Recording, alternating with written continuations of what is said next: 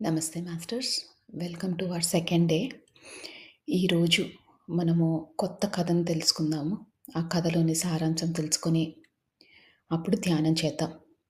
అయితే నిన్నట్లాగానే మనము ఒక క్వైట్ ప్లేస్‌లో అంటే ఇక్కడ డిస్టర్బెన్సెస్ లేకుండా ఉండేటట్టు చూసుకోండి.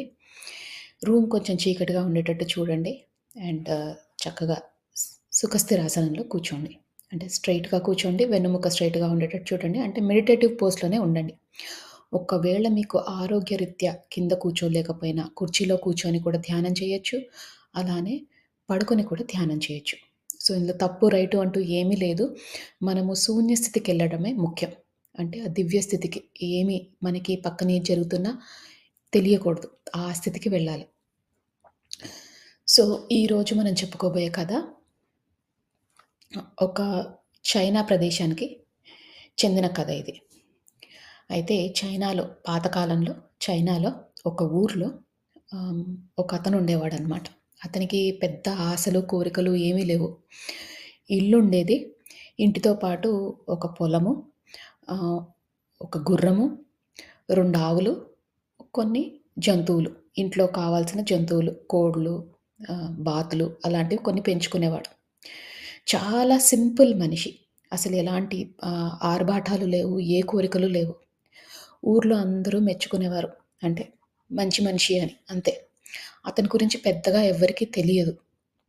అతనికి ఒక భార్య, ఒక పిల్లవాడు ఉండేవాడు. ఒక అబ్బాయి. సో, ఇలా ఉంటుండంగా ఒకరోజు హఠాత్తుగా ఆయన గుర్రం ఇంట్లో నుంచి వెళ్ళిపోయింది. గుర్రం వెళ్ళిపోయినప్పుడు అతను ఎలా ఫీలయ్యాడో తెలీదు గానీ, ఊర్లో మాత్రం అందరూ వచ్చి పలకరించడానికొచ్చారనమాట. "అయ్యో! నీకు ఉన్నదే అదొక ఆదాయం కదా!" గుర్రం అనేది పాతకాలంలో ఏంటంటే, అవన్నీ ఆదాయాలు కాబట్టి గుర్రమే నీకొక ఇన్‌కమ్, ఒక సోర్స్ ఆఫ్ ఇన్‌కమ్. దాంతో పనులు జేసుకోవచ్చు, దాంతో బిజినెస్ చేయొచ్చు. ఏదోనొకటి ఇంప్లిమెంట్ చేయాలనుకుంటే మనకి ఈ జంతువులు చాలా అవసరం. "నీ గుర్రం పోయిందే, అయ్యో! నీకెంత కష్టమొచ్చిందే" అని వచ్చి ఓదార్చడానికొచ్చారనమాట. ఓదార్చడానికొచ్చినప్పుడు ఆహ్, అక్కడ అతను వాళ్ళ ఇంటికొచ్చినప్పుడు ఊర్లో చాలామంది ఓదార్చడానికొచ్చినప్పుడు అతను ఏమీ రియాక్ట్ అవ్వలేదు. అతనేమన్నాడంటే, "ఏం జరుగుతుందో చూద్దాం" అన్నాడంతే. అసలు ఎక్కడ కూడా అయ్యో! నాకిదయ్యింది, నాకెంత కష్టం వచ్చింది, దేవుడు నన్నెందుకిలా ఇలా చేశాడు, నాకున్న ఒకే ఒక ఆధారాన్ని ఎందుకు తీసేసుకున్నాడు అని అసలు ఒక్కసారి కూడా అనలేదు. పాజిటివ్ యాటిట్యూడ్‌తో, పాజిటివ్ లేకపోయినా నెగెటివ్ అయితే లేదు.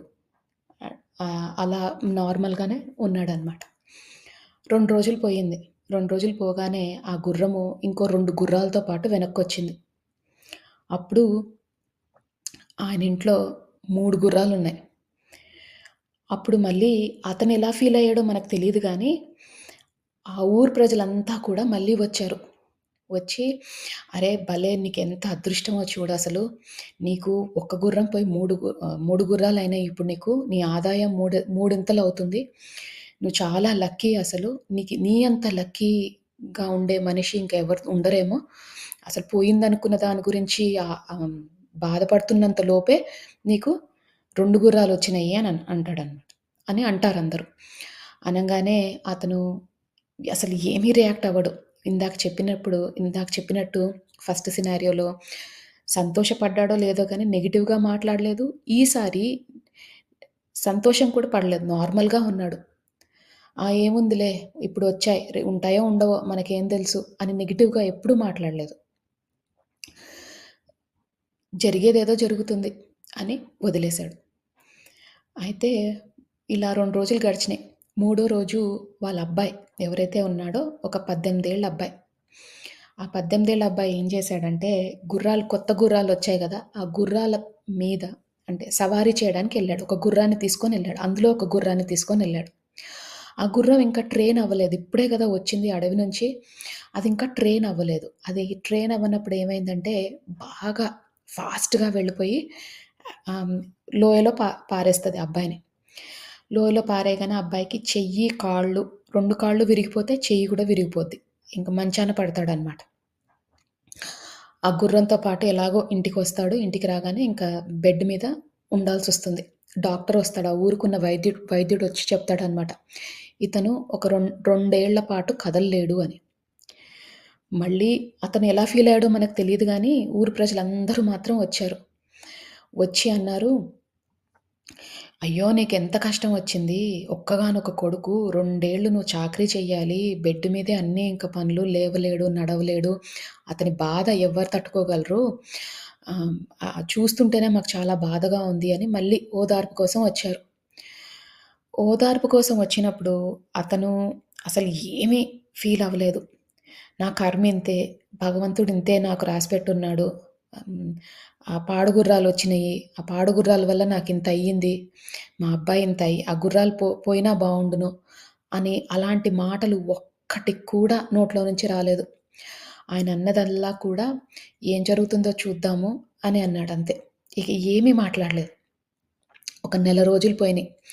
పిల్లోడికి భార్యాభర్త ఇద్దరూ కూడా సేవ చేస్తూనే ఉన్నారు. అంటే బెడ్ మీదే ఉన్నప్పుడు అన్ని పనులు చేస్తున్నారు. అయితే ఆ నెల రోజుల తర్వాత ఆ ఊర్లో ఒక యుద్ధం వచ్చిందనమాట. ఆ రాజ్యానికి ఒక యుద్ధం వచ్చింది. పెద్ద యుద్ధం. అప్పుడేం చేశారంటే ఆ కాలంలో యుద్ధం వస్తే ఇంట్లో ఎంతమంది మగవాళ్ళున్నా, చిన్న వయసు పిల్లలనైనా ఆర్మీలోకి తీసుకోవాలి. అంటే మన యుద్ధ రంగంకి వెళ్ళాలి. ఇంక ఆప్షన్ లేదు. నేను వెళ్ళను అంటే కుదరదు. తప్పకుండా వెళ్ళాల్సిందే. ఎందుకంటే దేశానికి అవసరం. అందుకని అబ్బాయిల్ని మాత్రమే తీసుకెళ్ళేవారు. అయితే ఆ ఊరికి సైనికులందరూ వచ్చారు. వచ్చి ఒక్కొక్క ఇంటికి తలుపు కొట్టి, మీ ఇంట్లో ఎంతమంది పిల్లలున్నారు? ఒక్కలా? ఇద్దరా? ఎంతమందుంటే అంతమందిని తీసుకెళ్ళేవారు. వీళ్ళింటికి కూడా వచ్చారు. వచ్చి తలుపు కొట్టి చూసారు. అతను ఆ పిల్లోడిని చూసినప్పుడు బెడ్ మీదున్నాడు. 2 పాటు ఆ పిల్లోడు లేవలేడు. అది వైద్యుడే చెప్పాడు గాబట్టి చూసారు. ఆయన పరిస్థితిని చూసి వదిలేసి వెళ్ళిపోయారు ఆ పిల్లోడిని. అప్పుడు మళ్ళీ ఊరంతా వచ్చింది. వచ్చి ఏమన్నారంటే, "నీకెంత అదృష్టమయ్యా! అసలు మా అందరి పిల్లలు వెళ్లారు. వాళ్ళు తిరిగొస్తారో రారో తెలీదు.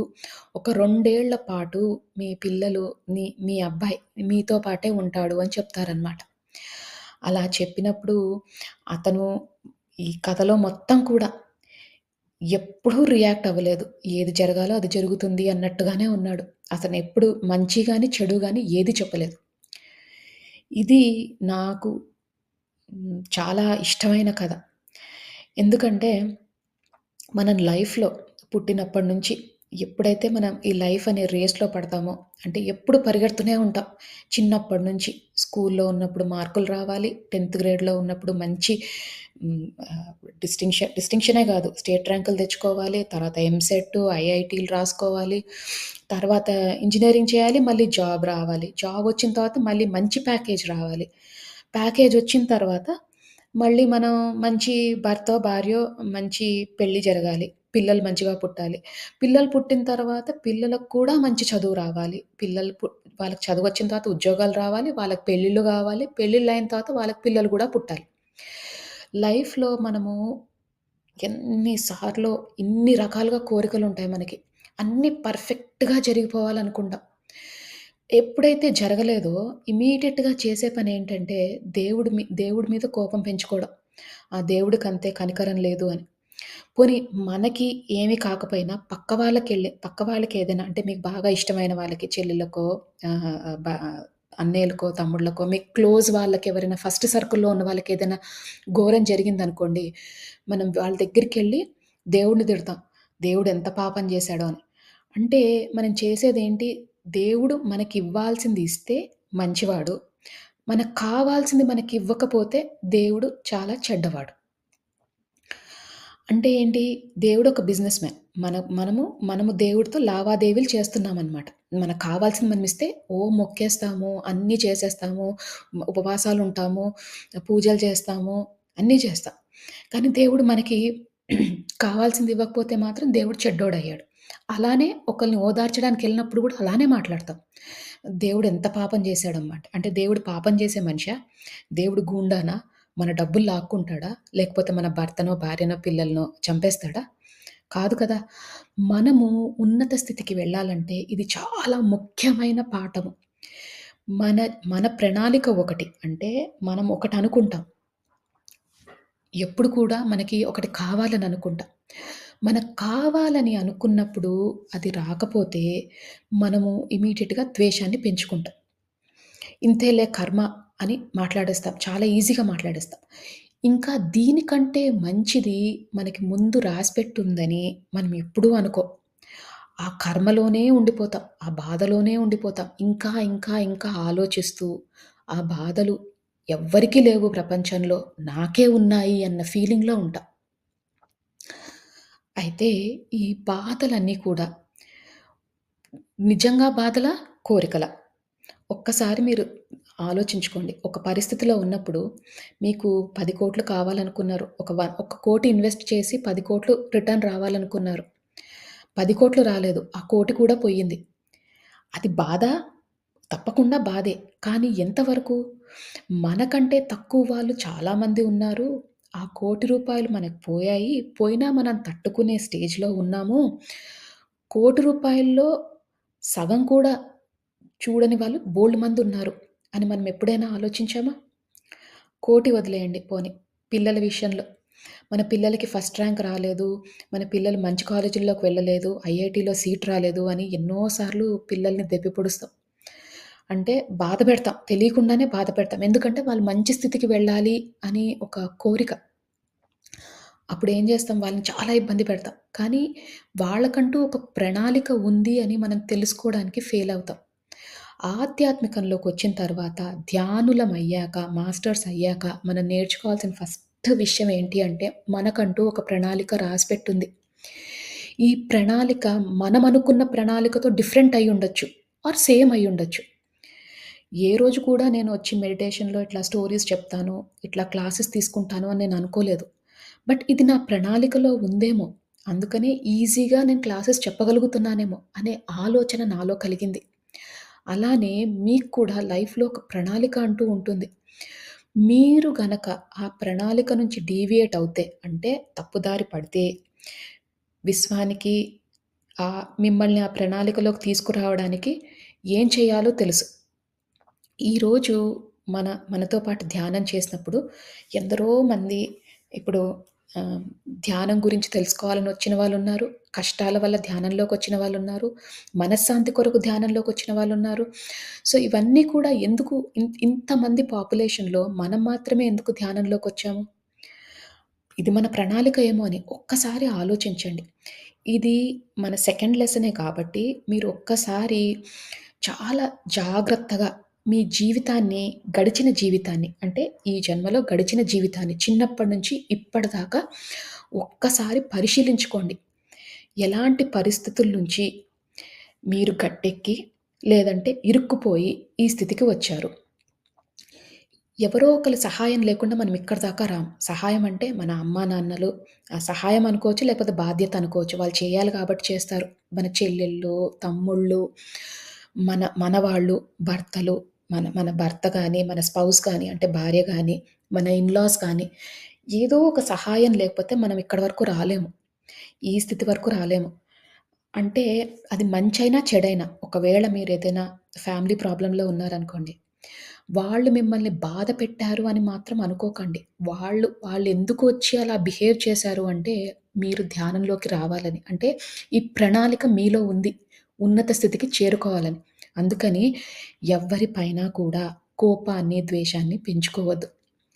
అలానే ఏ సిట్యుయేషన్‌లో అయినా అంటే మంచి జరిగినా, మంచి జరగకపోయినా మనుషులు మీతో మంచిగా మాట్లాడినా, మీతో సరిగ్గా ప్రవర్తించకపోయినా, మాటలతో, చేతలతో దూషించిన, ఒక్కసారి ఆలోచించండి. అంటే ఇది ఎందువల్ల అవుతుంది? దీనివల్ల నేనేం చేయగలుగుతున్నాను అని. సో, మనం ధ్యానంలోకొచ్చాము అంటేనే మనకి ఒక ప్రణాళిక ఉందని, ఆ ప్రణాళిక బట్టి మనం ఇలా కంటిన్యూ అవుతున్నామని ఒక ఒక భావన కలుగుతుంది. సో, మనమందరం కూడా ఈ స్టోరీలో జరిగినట్టు అంటే అతనెవరైతే మనకి ఆ స్టోరీలో ఉన్నాడో ఆ మనిషి, అతనిలాగా మనం కూడా ఆ ఉన్నత స్థితికి వెళ్ళి, ఎలాంటి పరిస్థితులనైనా ఏం రాసిపెట్టుందో, ఏం జరుగుతుందో అనే స్టేజ్‌కి మనం రావాలి. అంటే దాన్ని యాక్సెప్ట్ చేయాలి. సో, ఇది మాస్టర్స్ ఈరోజు కథ. అందరూ కథ విన్నారు కాబట్టి మీ శరీరం, మీ మనసు కొంచెం రిలాక్స్ అయ్యింది అని భావిస్తున్నాను. సరే, మీరు చక్కగా రిలాక్స్ పొజిషన్‌లో కూర్చోండి. ఇప్పుడు మనం ధ్యానం చేసుకుందాం. ఈ ధ్యానం చేసేటప్పుడు ముందుగా ఒక్క 2 నిమిషాలు మీరు టైం తీసుకొని, మీ జీవితంలో మీకు హెల్ప్ చేసిన వాళ్ళు గాని, విశ్వానికి గాని, మీ ఇష్టదైవానికి గాని, ఎవరికైతే మీరు గ్రేట్‌ఫుల్‌గా ఉన్నారో, అంటే కృతజ్ఞతా భావంతో ఉన్నారో వాళ్ళని తలుచుకోండి. ఆ విశ్వం సహకరించకపోతే మనం ఇక్కడి దాకా రాము. మీ ఇష్టదైవం సహకరించకపోతే మనం ఇక్కడి దాకా రాము. మీరు నమ్మిన దైవం సహ సహకరించకపోతే మనం ఈ స్టేజ్ వరకు ఇక్కడ ఉండం. సో, ఒక్కసారి మనస్ఫూర్తిగా ఆ దైవాన్ని, మీకిష్టమైన వాళ్ళని మనస్ఫూర్తిగా కృతజ్ఞతలు తెలియజేసుకోండి.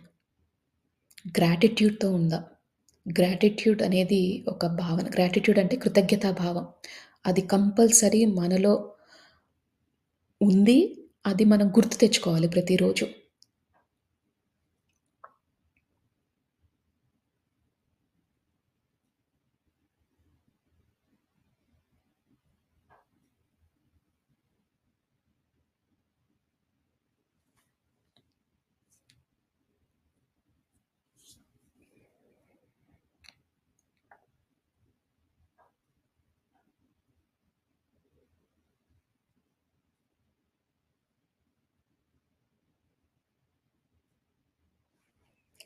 మాస్టర్స్, పాపం వేరు, పుణ్యం వేరు, దైవము, భక్తి వేరు.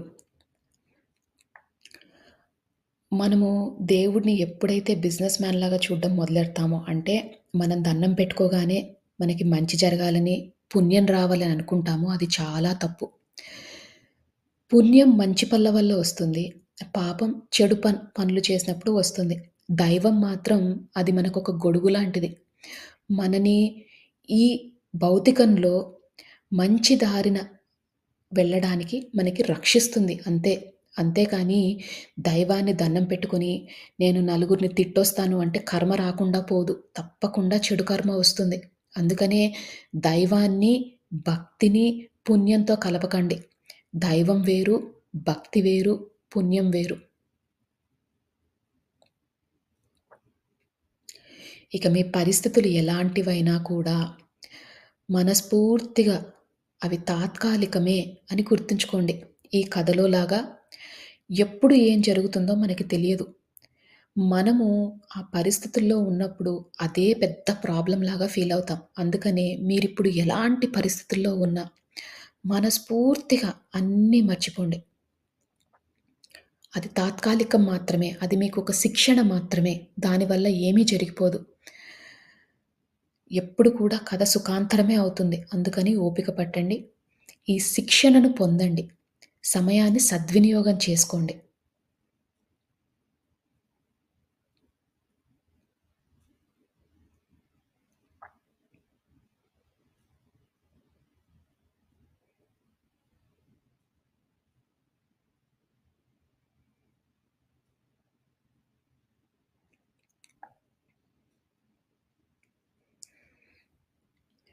ఇప్పుడు మీరు ఒక్క 3 సార్లు నిండైన శ్వాస తీసుకోండి.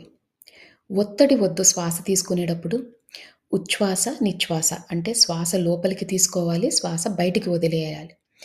ఈ నిండైన శ్వాస తీసుకున్నప్పుడు ఈ విశ్వంలోని సమస్త కాస్మిక్ ఎనర్జీ అంతా కూడా మీ శరీరంలోకి వెళ్తున్నట్టు భావించండి. అలానే మీరు శ్వాస వదిలేసేటప్పుడు మీలోని సరికాని ఆలోచనలు, చికాకులు, టెన్షన్‌లు ఏవైనా ఉంటే అవన్నీ తొలగిపోతున్నట్టు భావించండి.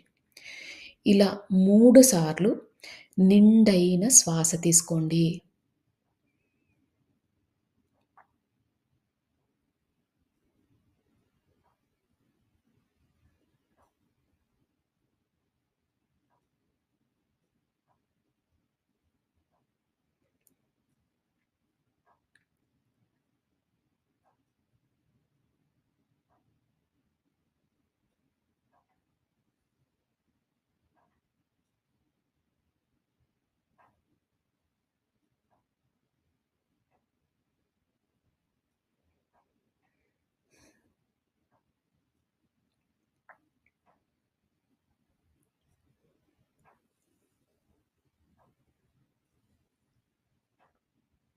ఇప్పుడు మీ మనసు, శరీరం తేలికైనట్టు మీకు అనిపిస్తుంది. గమనించండి. చాలా తెలియని స్ట్రెస్, టెన్షన్స్ మీలో నుంచి బయటికి వచ్చేసాయి. ఇక మనము ఒక్కసారి మీ ఇష్టదైవం ఎవరైనా ఉంటే, లేదంటే ఈ విశ్వంలోని కాస్మిక్ ఎనర్జీ ఏదైతే ఉందో, మనని గైడ్ చేసే ఎనర్జీ, మనకి దారి చూపించే ఆ ఎనర్జీని మనస్ఫూర్తిగా ఊహించుకుందాం.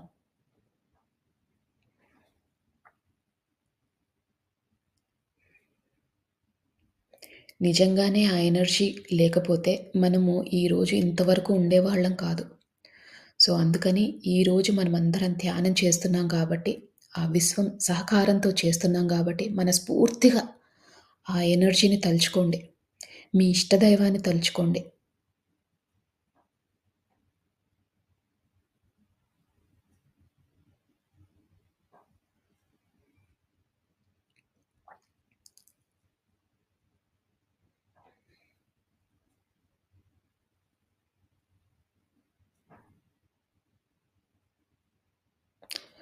మీరు పడుతున్న స్థితిని ఒక్కసారి తలుచుకోండి.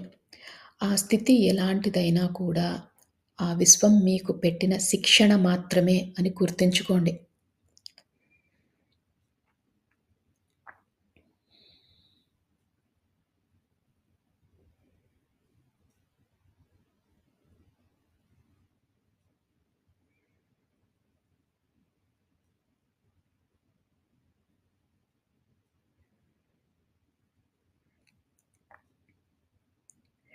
నేను శరీరాన్ని కాదు, మనసుని కాదు, బుద్ధిని కాదు, చిత్తాన్ని కాదు.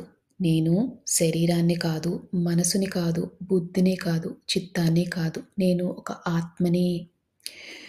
ఎన్నో విషయాలు నేర్చుకోవడానికి ప్రయత్నిస్తున్న ఆత్మని.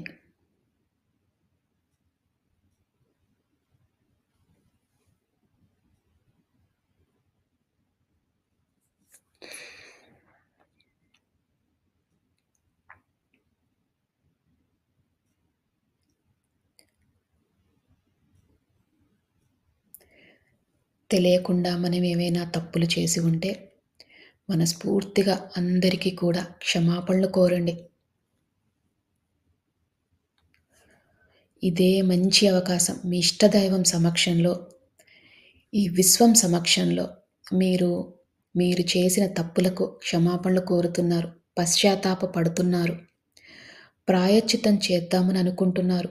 పరివర్తనలో ఉంటాము అని సంకల్పం చేసుకుంటున్నారు. మనస్ఫూర్తిగా ఆ 3 నియమాలను పాటిస్తానని సంకల్పం చేసుకోండి.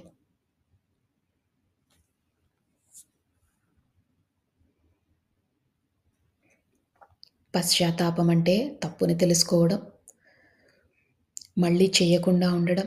ప్రాయశ్చిత్తం అంటే సేవ చేయడం. పరివర్తన అంటే సంపూర్ణంగా మనసా వాచా మారడం.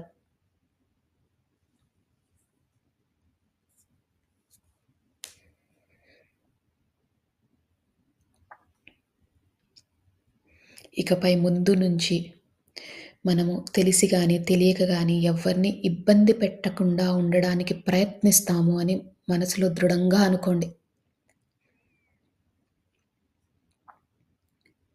అనవసరమైన విషయాల్లో తలదూర్చమని మనస్ఫూర్తిగా కుదిరినంత, తోచినంత ఈ సమాజానికి సేవ చేస్తామని సంకల్పించుకోండి.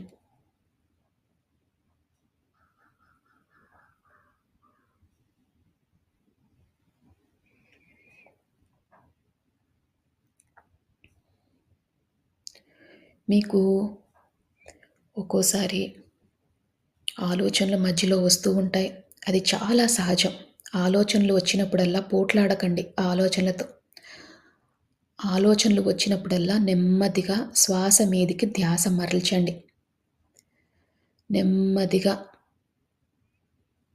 శ్వాస మీదికి ధ్యాస వచ్చినప్పుడు అంటే శ్వాస లోపలికి ఎలా వెళ్తుంది, ఎలా బయటికి వస్తుంది అని మీరు గమనించడం మొదలెట్టినప్పుడు మీ ఆలోచనలు తగ్గుతాయి.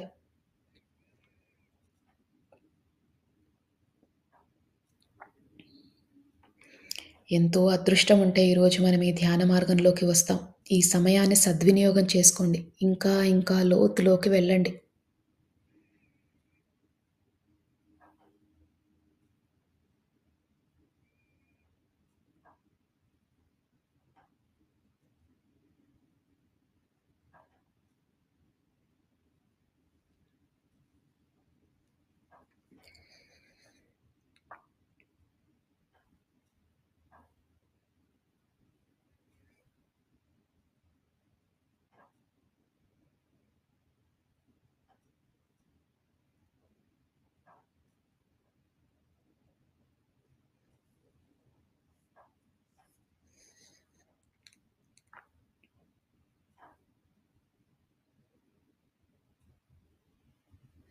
కనుబొమ్మల మధ్యన బొట్టు పెట్టుకునే దగ్గర మీకు రకరకాల రంగులు కనిపిస్తాయి. కొన్నిసార్లు కాంతులు కనిపిస్తాయి. ఏది కనిపించినా మీరు దాంతో పాటు లోతుకు వెళ్ళండి. అద్భుతమైన ధ్యాన స్థితికి వెళ్ళండి. మీలోని సరికాని ఆలోచనలు ఏవైనా ఉంటే కోపం గాని, ద్వేషం గాని అన్నీ తొలగించుకునే ప్రయత్నం చేయండి. మనము ఎవ్వరి వల్ల కూడా ఈ స్థితిలో లేము. అంటే ఎవరైనా మనని బాధపెట్టి ఉంటే వారిని ఊరికే తలుచుకొని మీరు కృంగిపోకండి. వారి వల్ల మనం ఈ స్థితిలో లేము. మనము మన కర్మల వల్ల ఈ స్థితిలో ఉన్నాం. ఏదైనా ఇబ్బందులు పడుతుంటే మన కర్మల వల్ల ఉన్నాము అని గుర్తు తెచ్చుకోండి.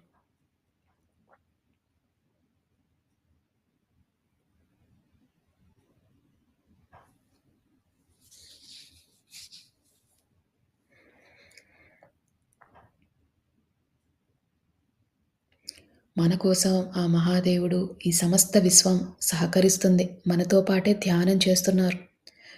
వారితో పాటు అనుసంధానమయ్యే ప్రయత్నం చేయండి. శూన్య స్థితికి చేరుకోండి. అద్భుతమైన శూన్య స్థితి. మీకు పక్కన ఏది జరుగుతుందో అసలు ఏమీ తెలియదు. దివ్య స్థితిలో ఉంటారు.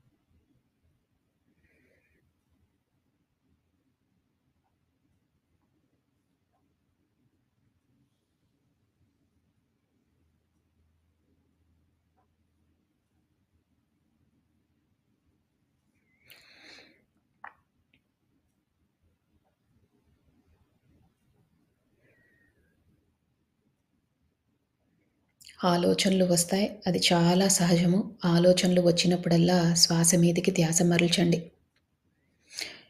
మీ శరీరము, మీ మనసు, మీ బాడీలో ప్రతి పార్ట్ కూడా చాలా రిలాక్స్ అయినట్టు మీకు ఫీలింగ్ కలుగుతుంది. అసలు శరీరమంతా కూడా చాలా తేలికయ్యింది. ఈ భావన మీకు చాలా ముఖ్యమైనది. గమనించండి.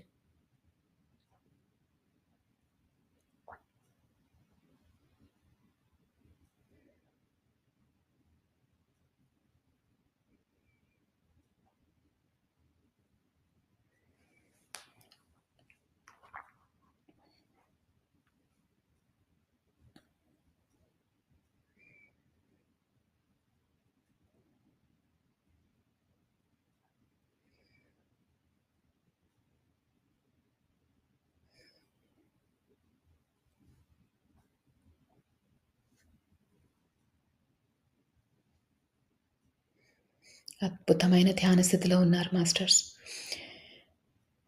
ఈ స్థితిలో ఉన్నప్పుడు ఒక్కసారి మనం ఎవరినైనా బాధపెట్టి ఉంటే, మనుషుల్ని గానీ, జంతువుల్ని గానీ తెలియకుండా ఇబ్బంది పెట్టిన అందరికీ ఒక్కసారి క్షమాపణలు తెలియజేసుకోండి. అజ్ఞానంతో చేశాము, అహంకారంతో తప్పులు చేశాము. ఇకపై మేము ఎలాంటి తప్పులు చెయ్యము. ఈ విశ్వానికి సహకరిస్తాము. భూమాతకు సహకరిస్తాము. మాకున్నంతలో తోచినంత సహాయం చేస్తాము.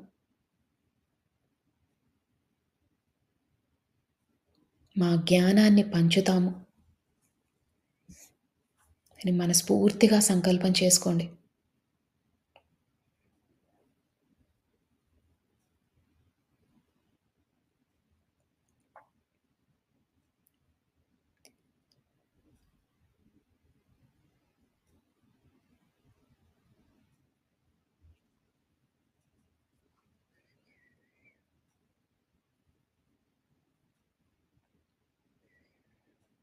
మీకు మధ్యలో ఆలోచనలు వస్తూ ఉంటే ఉచ్ఛ్వాస, నిశ్వాస అంటే శ్వాస లోపలికి వెళ్తున్నప్పుడు, శ్వాస బయటికి వచ్చేసేటప్పుడు దానిపై ధ్యాస పెట్టండి. మీకు ఆలోచనలు చాలా తొందరగా తగ్గిపోతాయి.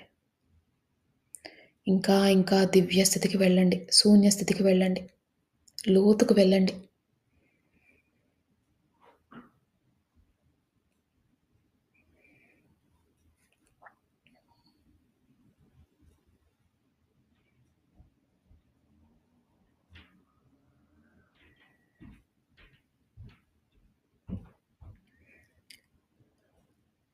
అద్భుతమైన ధ్యాన స్థితిలో ఉన్నారు మాస్టర్స్.